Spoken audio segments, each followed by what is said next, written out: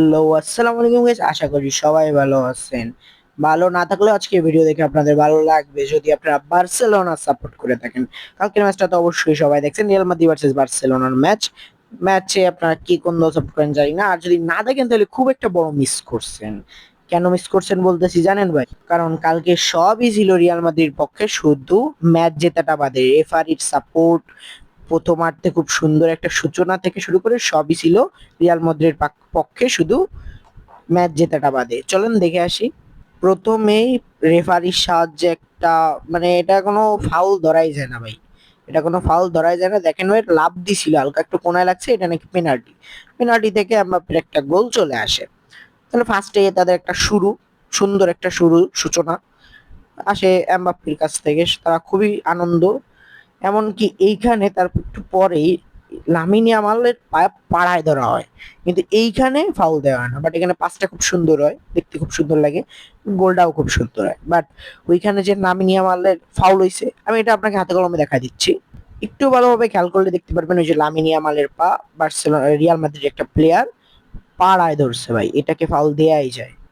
এটাকে তারা ফাউল দেয় নাই, ফাউল না দিয়ে ওইটাকে, যেটা পায়ে টাচ লাগেই নেই, সেটার নাকি পেনাল্টি দিছে। তাহলে বলতেই পারেন ভাই, রেফারি আজকে রিয়াল মাদ্রিদের পক্ষে আছে। কিন্তু এই আনন্দ রিয়াল মাদ্রিদ আর বেশিক্ষণ থাকে না। এই আনন্দ কিছুক্ষণের ভিতরে 19 মিনিটেই একটা হেডেক থেকে গোল চলে আসে এবং শুরু হয়ে যায় ইরিকের হামলার মাধ্যমে, শুরু হয়ে যায় তাদের প্রতিশোধ নেওয়া, মানে সমতায় আসার সময় হয়ে যায়। তাই কিছুক্ষণের ভিতর লামিন ইয়ামালের অসাধারণ একটা গোল, যে গোলটা দেখার মতন ভাই, সবারই ভালো লাগবে গোলটা। অসাধারণ একটা গোল আসে। ঠিক এইভাবে সমতায় আসে বার্সেলোনা। বার্সেলোনা এত সুন্দর একটা সমতায় চলে আসে, লামিন ইয়ামালের গোলটা খুব সুন্দর হয়। এইখানেই থেমে নয়, রাফিনার আরো একটা সুন্দর গোল দেখতে পারে বার্সেলোনা, এবং সুন্দর সেলিব্রেশনটা কিন্তু খুব সুন্দর ছিল।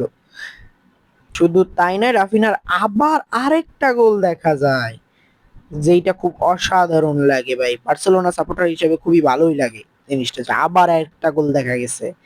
ঠিক এইভাবে বলতেই পারেন এখন যে ভাই, সবকিছুই ছিল রিয়াল মাদ্রিদের পক্ষে, বাট জিতাটা বাদে সবকিছুই ছিল রিয়াল মাদ্রিদের পক্ষে, কিন্তু হারটা ছিল, জেতাটা ছিল শুধু বার্সেলোনার পক্ষে। আপনি বলতেই পারেন যে স্বাভাবিক ব্যাপার এটা এখন সবার কাছে।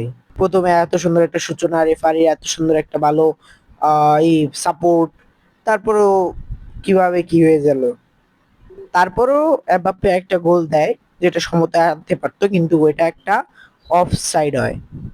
যদি দেখেন এখানে একটা সুন্দর অফ সাইড হয় এমবাপ্পের। এমনকি তার কিছুক্ষণ পরে, মানে হাফের শেষে, রিয়াল মাদ্রিদ এবার বার্সেলোনার রাফিনার পাশে একটা গোল হয়, কিন্তু এটা আবার অফসাইড হয়ে যায়। কিন্তু এইখানে এইটুক ভিডিও যদি আপনি খেয়াল করেন তাহলে শিওর ভাই দেখতে পারবেন এখানে কিন্তু হ্যান্ডবল হয়েছে। সবাই একটু ভালো করে দেখেন, এটা হ্যান্ডবল হয়েছে। এটা কে না বলবে হ্যান্ডবল, এটা ভার চেক করে নাকি রেফারি বলে এটা হ্যান্ডবল হয় নাই। এটা কোনো কথা ভাই?